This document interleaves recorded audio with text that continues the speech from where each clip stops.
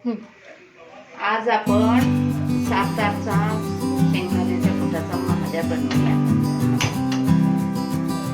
त्यासाठी लागणारं साहित्य कांदा, सातारकडचं लसूण खोबरं, कांद्याचं तिखट, लाल मिरची पावडर, हळद, मीठ, जिरं, मोहरी, तेल आणि शेंगदाण्याचा कूट आणि कोथिंबीर।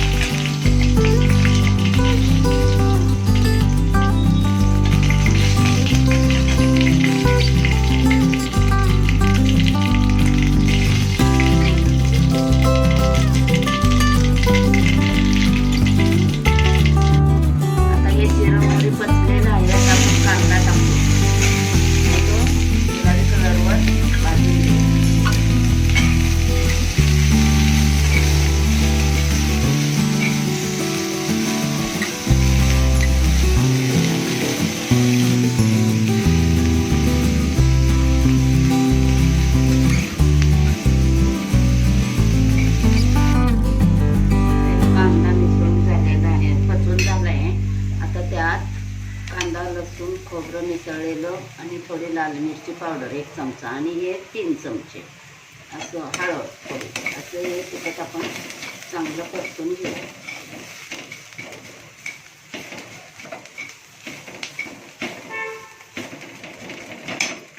गॅस बारीक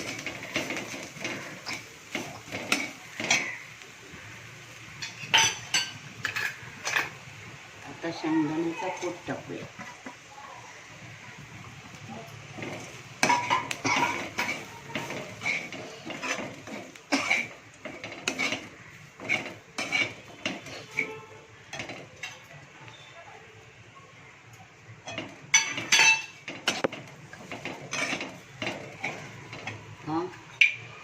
हे चवीनुसार मीठ,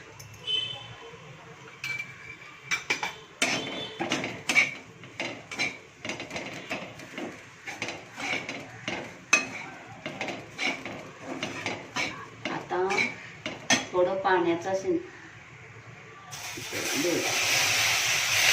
म्हणजे शेंगदाण्याचे जरा फुलून येईल आणि तिखट मीठ व्यवस्थित लागलं सगळ्याला। दाणे असे कुटाचे बारीक बारीक दिसते।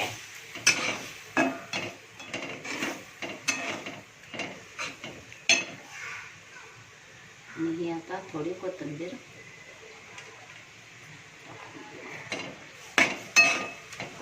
टाकलेली आहे।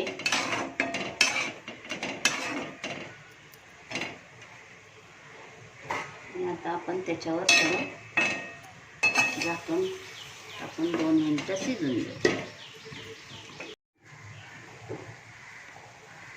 आता हे आपण 5 मिनिटं शिजवून घेतलेलं आहे आणि हा आता महाद्या शिजलेला आहे। आता आपण हा गॅस बंद करून खाली काढून घेऊया भांड्यात। तर अशा प्रकारे शेंगदाण्याचा महाद्या तयार झालेला आहे। ही अतिशय झटपट आणि घरी असलेल्या साहित्यात तयार होणारी रेसिपी आहे।